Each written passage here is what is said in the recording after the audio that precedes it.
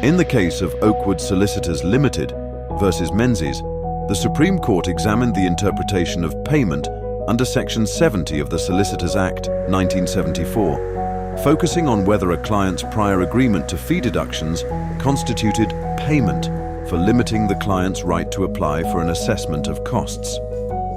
The client, Menzies, argued that payment required an agreement on the specific amount deducted after bill delivery, while Oakwood Solicitors contended that prior authorisation within a retainer sufficed.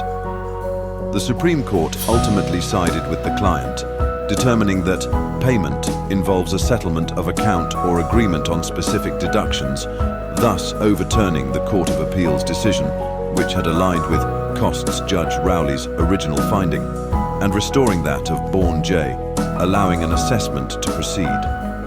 Quote, "The authorities show a long-established understanding as to what payment by deduction or retention requires in this context, both generally and with specific reference to Section 70 and its statutory predecessors."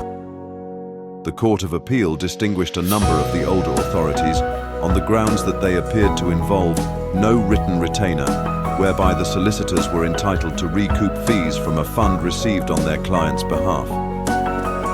There was, however, an assumption that there was such an agreement in re Ingle and in re Foss.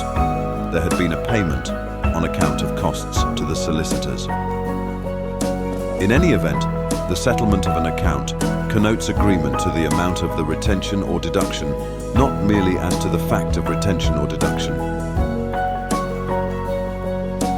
For a detailed summary of this decision, visit tmclegal.co.uk.